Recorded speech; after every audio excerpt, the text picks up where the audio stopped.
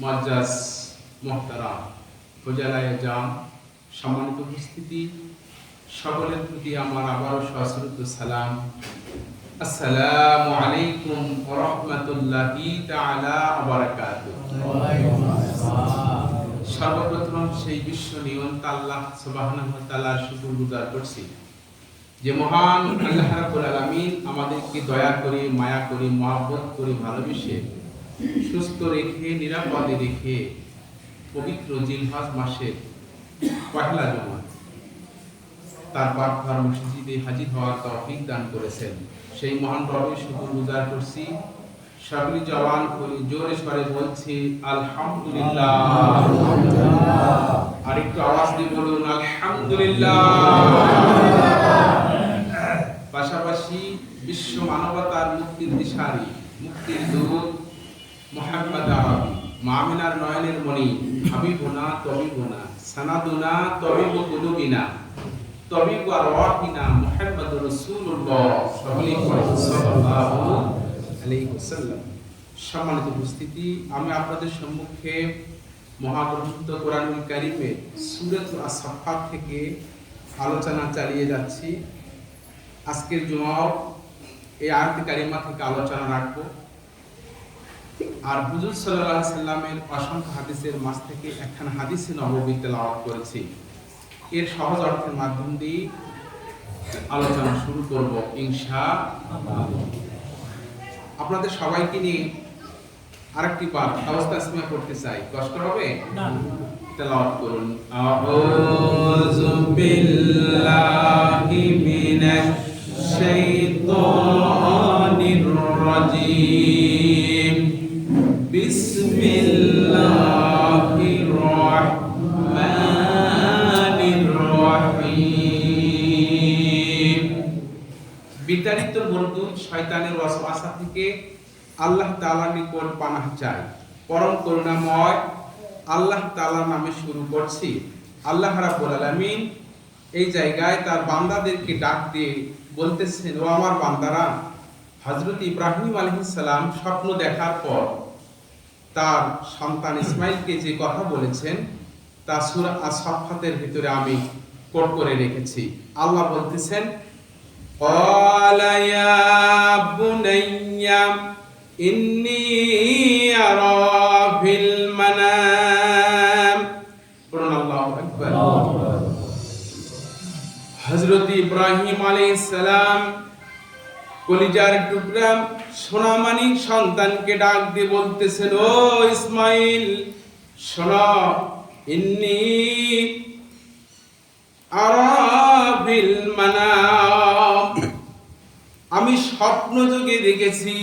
বলেন সুবহানাল্লাহ। স্বপ্নটা কয়দিন দেখছেন? 3 দিন দেখছেন। পরপর 3 দিন দেখেছেন। আন্নী আজবাহু, আমি তোমাকে জবেহ করছি। জবেহ করছি মাজিদ সিগা, জবেহ করছি, করব না, করব এই কথা বলে নাই, জবেহ করছি। আন্নী আজবাহু ফানজুর মাজা তারা, তুমি এখন বলো তোমার অভিমত কি? এই কথা ইব্রাহিম আলাইহিস সালাম ইসমাইল আলাইহিস সালামকে বলার পর সন্তান উত্তর দিচ্ছেন, ক্বালা, এই ক্বালার সাবজেক্ট, ক্বালার ফাইল হলো ইসমাইল আলাইহিস সালাম। ইসমাইল আলাইহিস সালাম বলতেছেন, ইয়া আবাতি, ও আমার আব্বাজান, ইফআল, আমরের সিগা, ইফআল, আপনি করুন, অর্ডার, আপনি করুন, মা তুমার, যে ব্যাপারে আপনি আল্লাহর পক্ষ থেকে আদিষ্ট হয়েছেন সেই কাজটি আপনি করুন। বলুন সুবহানাল্লাহ। সাতাজিদুনি ইনশাআল্লাহু মিনাস সাবিরিন। পড়ুন আল্লাহু আকবার। বাবা, আমাকে ধৈর্যশীল অবস্থায় আপনি পাবেন। ফালাম্মা আসলামা ওয়াতাল্লাহু লিলজাবিন। এরপরে বাপ আল্লাহর খুশির জন্য কুরবানি করতে রাজি হয়ে গেলেন, সন্তান আল্লাহর খুশির জন্য কুরবান হতে রাজি হয়ে গেলেন। তখন ইব্রাহিম আলাইহিস সালাম ইসমাঈল আলাইহিস সালামকে জমিনের উপরে উপর করে শোয়া দিলেন। বলুন সুবহানাল্লাহ। ওয়া নাদাইনাহু ইয়া ইব্রাহিম। আল্লাহ বলেন ইব্রাহিমকে ডাক দিলাম। কে ডাকলেন? আল্লাহ বলতেছেন, ও ইব্রাহিম শোনো, قد صدقت الرؤيا। বলুন সুবহানাল্লাহ। ইব্রাহিম, তোমার স্বপ্নকে তুমি সত্যে পরিণত করেছো। আল্লাহু আকবার। ইন্না কাযালিকা নাজিজিল মুহসিনিন। বলুন আল্লাহু আকবার। এইভাবে আমি পুরস্কৃত করি মুহসিন ব্যক্তিদেরকে। বলুন সুবহানাল্লাহ। হাদিসটির অর্থ শুনুন। ক্বালা নবী সাল্লাল্লাহু আলাইহি ওয়াসাল্লাম মান সামা ইয়াউমে আরাফা। যে ব্যক্তি আরাফার দিনে রোজা রাখবে। আরাফা কয় তারিখ? চাঁদ উঠছে না? এই জিলহজ মাসের 9 তারিখ।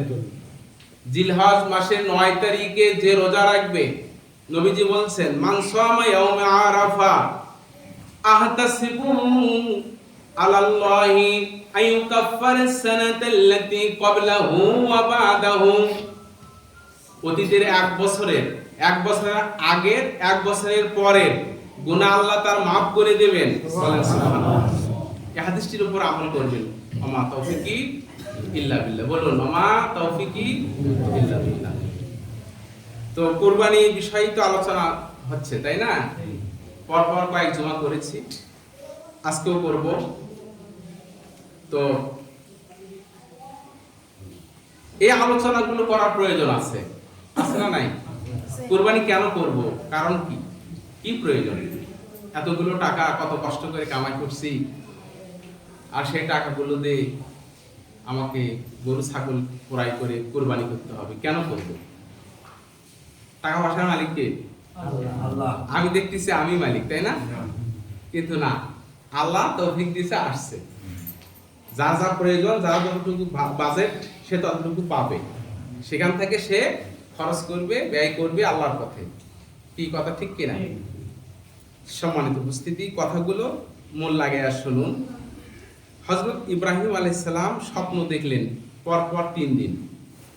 প্রথম দিন স্বপ্ন দেখছেন, সেই দিনটা ছিল জিলহজ মাসের 8 তারিখ, ইয়ৌমে তারবিয়া, স্বপ্ন দেখার দিন। আর 10 তারিখে, 9 তারিখে স্বপ্ন দেখছেন, দেখে পরিচয় পাইছেন। এই জন্য ওই তারিখটার নাম ইয়ৌমে আরাফা, পরিচয় পাওয়ার দিন। কি কুরবান করতে হবে। এরপর কুরবানির বিষয়টা যেদিন বাস্তবায়ন করেছেন, সেটা 10 তারিখ, জিলহজ মাসের 10 তারিখ। সেটাকে বলা হয় ইয়ৌমে নাহার, মানে কুরবানির দিন। তো ইব্রাহিম আলাইহিস সালাম স্বপ্ন দেখার পরে উনি বুঝতে পেরেছেন কি কুরবান করতে হবে। তামাম পৃথিবীর সব কিছু তালাশ করে উনি দেখেছেন যে যেই দিকে তাকায় সেই দিকেই ওইটা প্রিয় নয়। জমি জমার দিকে তাকায়, ওটা প্রিয় নয়। ধন সম্পদের দিকে তাকায়, প্রিয় নয়। উট দুম্বা ছাগলের দিকে তাকায়, প্রিয় নয়। আল্লাহ আবার স্বপ্ন দেখায় প্রিয় কি। পরে বুঝতে পেরেছেন প্রিয় হলো ইসমাইল। বলেন সুবহানাল্লাহ। প্রিয় ইসমাইলকে উনি কুরবান করবেন। ইসমাইল বাড়িতে নাই। ইসমাইল কোথায় আছে জানেন না? এটা আপনাদের জানা আছে তো? এগুলো ওয়াস্তা জানাও আছে। ইসমাইল বাড়িতে নাই, মরুভূমিতে আছে। কি বলেন? সেখানে রেখে এসেছেন। অনেকদিন যাওয়া হয় না, দেখা হয় না।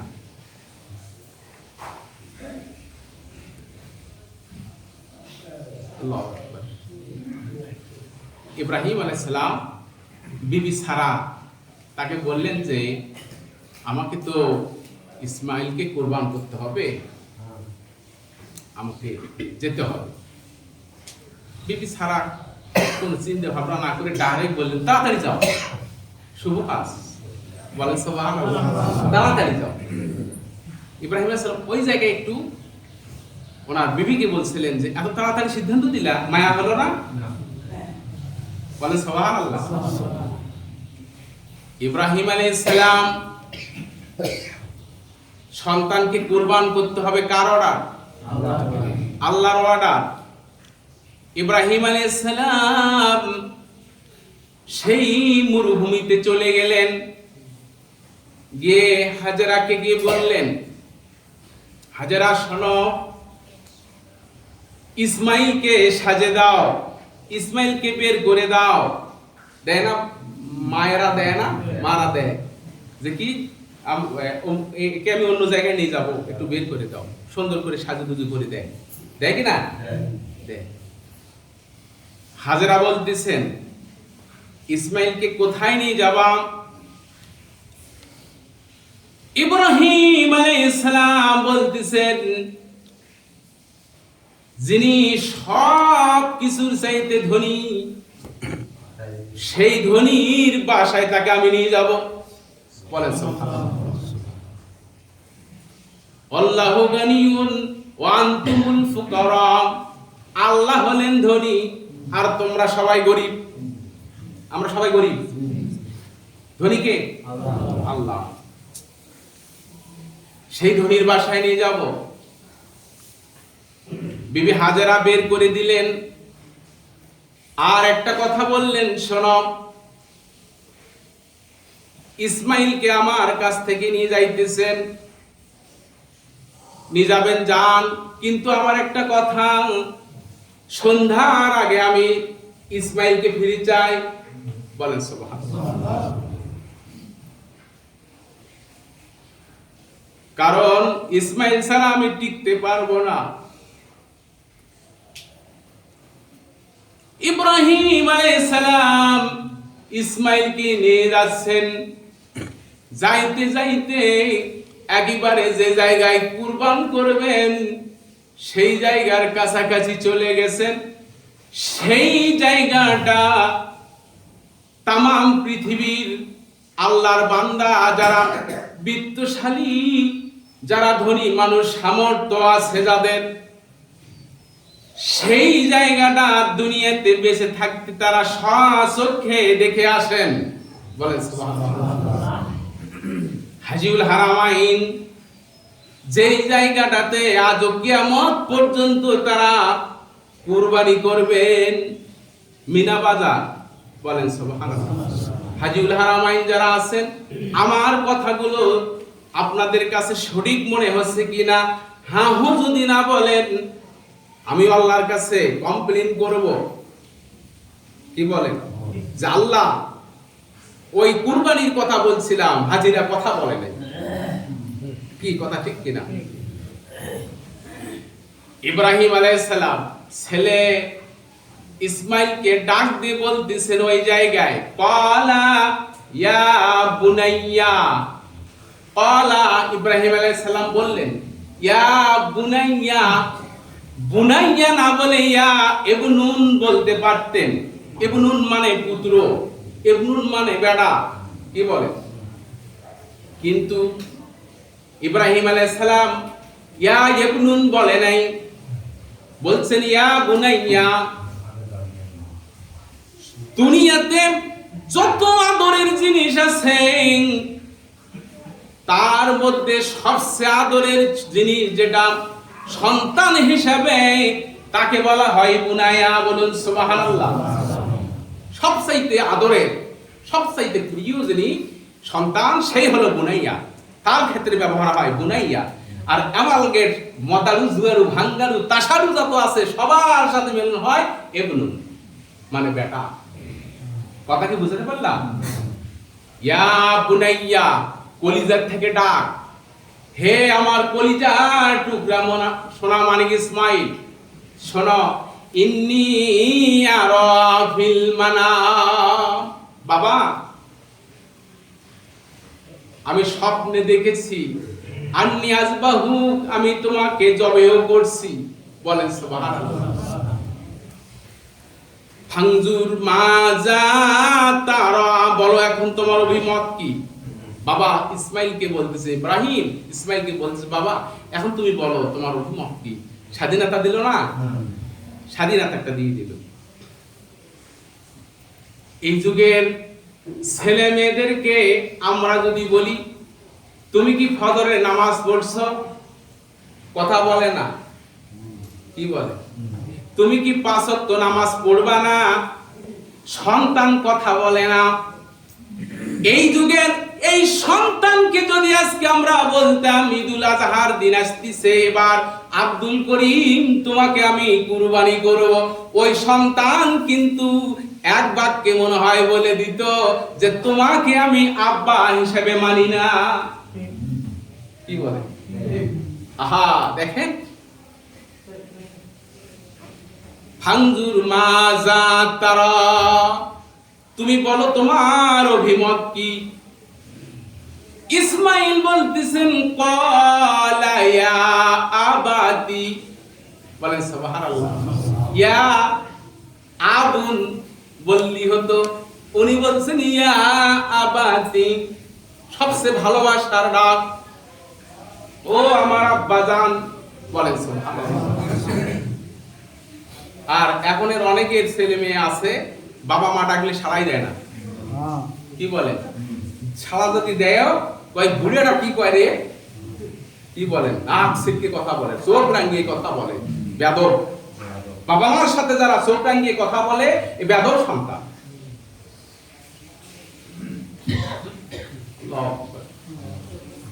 কথা ঠিক কিনা? ক্বালা ইয়া আবাতি, ও আমার আব্বাজান ইফাল, আপনি করুন, মা উমার যা আদিষ্ট হয়েছেন তা বাস্তবায়ন করুন।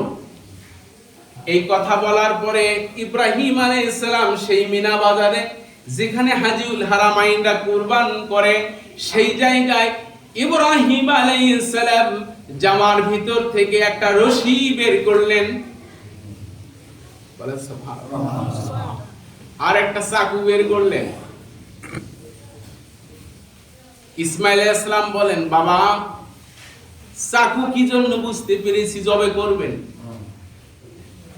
এই রশিটা কি জন্য বের করলেন? ইব্রাহিম আলাইহিস সালাম বলেন, বাবা এই রশি দিয়া তোমার হাত বাঁধবো, তোমার পা বাঁধবো। আমি যদি তোমার হাত পা না বাঁধি তাহলে তুমি জবেহের সময় ডিস্টার্ব করবা, এই জন্য আমি তোমার হাত পা বাঁধবো। ইসমাইল আলাইহিস সালাম বাবাকে কি সুপরামর্শ দিচ্ছেন। যারা নেককার সন্তান তারা বাবা মাকে সুপরামর্শ দেন, বাবা মার কথা মান্য করেন, বাবা মার কথা মতো জীবন জিন্দেগি পরিচালনা করেন, এটাই সত্য। কি কথা ঠিক কিনা? পরামর্শ দিচ্ছেন, বাবা হাত বাঁধবেন, পা বাঁধবেন, আমার আপত্তি নাই, কিন্তু আমার একটা কথা, তা হলো বাবা এই যে আমাকে এখানে কুরবানি করবেন এই কথা কি আমার মাকে বলবেন নাকি? বলেন সুবহানাল্লাহ। ইব্রাহিম আলাইহিস সালাম বলেন, হ্যাঁ এই পাশে যাবার সময় তোর মাকে আমি বলে যাব আমি ইসমাইলকে ওই মিনা বাজারে কুরবানি করেছি।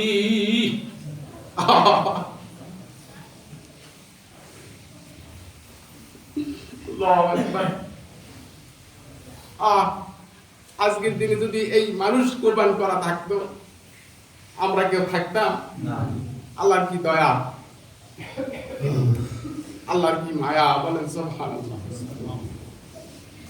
ভাইরা আমার খুব ভালো করে বোঝেন, ইব্রাহিম আলাইহিস সালাম এই কথা বলার পরে বাবাকে বলতেছেন, বাবা আমি একটা কথা বলি, আমার মা এই কথা শোনার পর স্থির থাকতে পারবে না। পারবে না, স্থির থাকতে পারবে না। আমার মা পাগলি হয়ে যাবে, পাগলনি হয়ে আমার মা এখানে ছুটে আসবে। ছুটে এসে যখনই দেখবে আমার হাত বাঁধা, আমার পা বাঁধা, তখন কিন্তু আপনার বিরুদ্ধে আমার মা আদালতে মামলা করবে, মামলা করে বলবেন আমার ছেলে রাজি ছিল না, জোর করে আমার ইসমাইলকে কুরবানি করা হয়েছে। ইসমাইল আলাইহিস সালাম বলেন, বাবা হাত বাঁধার প্রয়োজন নেই, বা পা বাঁধার প্রয়োজন নেই, সাতাজিদুনি ইনশাআল্লাহু মিনাস সাবিরিন। পড়েন আল্লাহু আকবার। আপনি কুরবানির কাজ করবেন, আমি ইসমাইল একটু নড়বো না, এখান থেকে উঠে দৌড় দিয়ে কোথাও যাব না, আমি এই জায়গায় থাকবো মহান প্রভুকে খুশি করার জন্য। বলেন সুবহানাল্লাহ। আমাদের কুরবানিও কাকে খুশির জন্য হতে হবে? আল্লাহকে খুশির জন্য। আমাদের কুরবানি যদি ফ্রিজ বোঝাই করার জন্য হয়, কাজ হবে না? কি বলেন? আমাদের কুরবানি যদি গরিব দুঃখী মেহনতি মানুষকে ছাড় দিয়ে কুরবানি হয়, তাদেরকে যদি তাদের কাছে যদি না পৌঁছা হয়, এত টাকাতে কুরবানি করেছি, মানুষকে কাউকে দিব না, একাই খাবো, মাসলা দিয়ে দেয় যে কুরবানির গোশত বন্টন করা মুস্তাহাব, এই মুস্তাহাবটাও এমন পর্যায়ে যে এটা ফরজের সমতুল্য হয়ে যায়। কি বলে?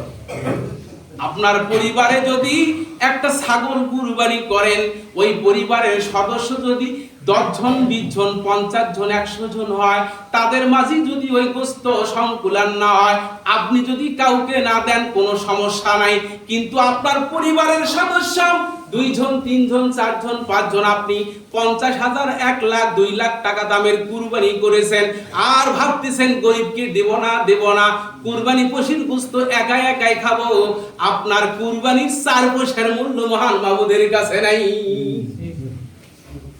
কথা কি বুঝতে পারলাম? মাসলা রাখে দেন। মুস্তাহাব, মুস্তাহাব কার জন্য?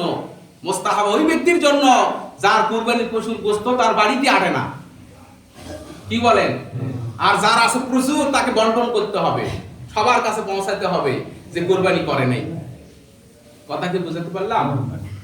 মুসলমান ভাইয়েরা, হযরত ইব্রাহিম আলাইহিস সালাম সন্তানকে কুরবানির জন্য মাটিতে শোয়া দিলেন, দিছেন না?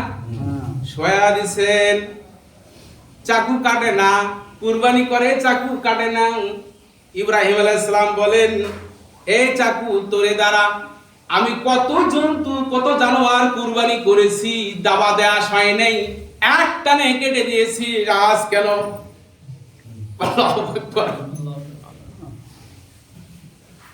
আজ কেন কাটছিস না ইসমাইলকে? আল্লাহ অর্ডার করছে, চাকু কার সৃষ্টি?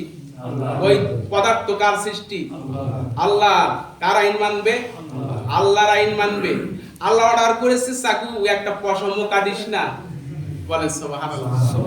একটা বস্তু, একটা পদার্থ আল্লাহর আইন মানে, আর আমরা মানুষ যাদের উপর শরীয়ত বিধান কায়েম আছে, আমরা মানুষ আল্লাহর সেই বিধানগুলো ব্যক্তি জীবনে, পারিবারিক জীবনে, সামাজিক জীবনে, রাষ্ট্রীয় জীবনে, আন্তর্জাতিক জীবনে, সব জায়গায় কোরআন বিজয় হোক, এই কায়দা আমরা মানুষেরাই চাই না। কি কথা ঠিক কি না? মুসলমান ভাইয়েরা খুব ভালো করে বোঝেন, ইব্রাহিম আলাইহিস সালাম তো আল্লাহর কাছে বলতে পারতেন, আল্লাহ আমি আমার মাঠ ভরা জমি, আমার ভিটা মাটি, জায়গা জমি, আত্মীয় স্বজন, পাড়া প্রতিবেশী সবকিছু ছেড়েছি, সবকিছু ছেড়ে তোমার দিন প্রচারের জন্য বের হয়েছি। আল্লাহ আমার কলিজার টুকরা সোনা মানিক ইসমাইলকে আপনি কুরবানি করার জন্য বললেন, ও আল্লাহ এই বিধানটাও আমার ওই সবগুলোর বিনিময় হলো, এই কুরবানির বিষয়টা তুমি তুলে নাও। ইব্রাহিম আলাইহিস সালাম বলতে পারতেন কি পারতেন না? কিন্তু তিনি বলেছেন নাকি? কেন বলে নাই? এই জন্য উনি একজন পয়গম্বর, ওনার কাছ থেকে আমাদের শিক্ষা গ্রহণ করা লাগবে। এই যে আবহাওয়া খুব খারাপ, কি বলেন, আকাশ মেঘাচ্ছন্ন, বৃষ্টি হচ্ছে, ইরিধান্যে মানুষের সমস্যা কিনা? অনেকেই ভাবতেছে এটা কোন পরিবেশ, কোন আবহাওয়া হলো। কি বলেন? দেখতে কেমন যেন দেখা যাচ্ছে। ইমানদার মুমিন মুত্তাকিন মুসলমানের ধ্যান চিন্তা কল্পনা হওয়া উচিত, আল্লাহর এই হুকুমটার ভিতরে দেখতে অন্যরকম দেখা যাচ্ছে, এর ভিতরেই আল্লাহর রহমত লুকে আছে। বলেন সুবহানাল্লাহ। কি কথা বুঝতে পারলাম? হযরত ইব্রাহিম আলাইহিস সালাম উনি চিন্তা করেছেন, ধ্যান করেছেন, চেতনায় নিয়ে এসেছেন আল্লাহর এই অর্ডার যদিও অন্য ধরনের হোক না কেন, দেখতে কেমন যেন দেখা যাচ্ছে যাক, কিন্তু এর ভিতরে আল্লাহর রহমত আছে। বলেন সুবহানাল্লাহ। এই জন্য উনি বলে নাই যে আল্লাহ কুরবানির বিষয়টা উঠায়া নাও। কি বলেন? ইব্রাহিম আলাইহিস সালাম আর একটি কথা বলতে পারতেন, আল্লাহ এই ইসমাইলকে তো আমি আমার নিজের জন্য চাই নাই, এই চাষাবাদ করে আমাকে খাওয়াবে, চাকরি করে খাওয়াবে, ব্যবসা করে খাওয়াবে, এই জন্য তো আমি চাই নাই। আল্লাহ তোমার কাজের জন্য চেয়েছি, তোমার কাজের জন্য রে এই দুনিয়াতে তুমি একটু রাখে দাও আর কুরবানির বিধানটা উঠে আনাও। এই কথা ইব্রাহিম আলাইহিস সালাম বলে নাই। কেন বলে নাই? বলে নাই এই জন্য যে ইব্রাহিম আলাইহিস সালাম বলেন যে আল্লাহ যা ইচ্ছা করেছেন, আল্লাহ যা কল্পনা করেছেন, আল্লাহর ইচ্ছা, আল্লাহর আইনের বিরোধিতা কাজ করাই হলো কুফরি। আমি একজন পয়গম্বর, আমি একজন মুহসিন ব্যক্তি, আল্লাহর ইচ্ছার বিরুদ্ধে আমি কেন কাজ করব? বলেন সুবহানাল্লাহ। ও মুসলমান, এই জায়গা থেকে শিক্ষা গ্রহণ করা লাগবে, আমাদেরকেও শিক্ষা নেওয়া লাগবে। আল্লাহর হুকুম যখনই যেটা আসবে কোনো প্রশ্ন উঠাবো না, কি বা কেন বলবো না, কেন এই হুকুম, কেন এই প্রশ্ন করব না, কেন এই আবহাওয়া, এত নিষ্ঠুর আবহাওয়া কেন? ইব্রাহিম আলাইহিস সালাম বলতে পারতেন, আল্লাহ তোমার এই হুকুমটা খুব কঠিন, তোমার এই হুকুমটা খুব নিষ্ঠুরতা, কিন্তু ইব্রাহিম আলাইহিস সালাম তা বলে নাই। বলছেন নাকি আমরাও কখনো মানুষ, স্বাভাবিক কারণে, সামান্য কারণে আল্লাহ পাকের সেই হুকুমগুলোর বিরুদ্ধে কোনো কথা বলবো না, কোনো কাজ করব না, এর পিছনে আল্লাহর রহমত লুকে আছে। কি কথা বুঝতে পারলাম? মুসলমান ভাইয়েরা, হযরত একটু কালেমা পড়েন, লা ইলাহা ইল্লাল্লাহ, লা ইলাহা ইল্লাল্লাহ, লা ইলাহা ইল্লাল্লাহ, লা ইলাহা ইল্লাল্লাহ, মুহাম্মাদুর রাসূলুল্লাহ। পড়ে নিন। আপনারা তো কুরবানি পশু ক্রয় করার জন্য প্রস্তুতি নিচ্ছেন, তাই না? আমরা আরেকটা জুম্মাবার পাবো নাকি? শনিবারে ঈদ হবে না? শনিবারে, জি। তো আপনাদের কাছে আমার সমাপনী কথা হচ্ছে, আপনারা বড় পশুতে, গরু, উট, এগুলোতে তো 7 জনেও দেওয়া যায়, 7 ভাগেও কুরবানি করতে পারবেন। যাদেরকে ভাগে নেবেন একটু লক্ষ্য করবেন, তাকওয়াবান যেন হয়, তাকওয়াবান ব্যক্তি যেন হয়। কি কথা বুঝতে পারলাম? আর একক কুরবানি করা উত্তম। একক কুরবানি কি উত্তম। তো কুরবানির মাসলা মাসাইল আসলে আজকে বলার আর সুযোগ হচ্ছে না। তো আমাদের এই চতরা কেন্দ্রীয় জামে মসজিদের সম্মানিত সভাপতি সাহেব আপনাদের মাঝে কিছু মূল্যবান কথা বলবেন। আপনারা কথাগুলো মনোযোগ সহকারে শুনবেন। জনাবকে তার মূল্যবান কথা আপনাদের সামনে তুলে ধরার জন্য আমি বিনীতভাবে অনুরোধ করছি।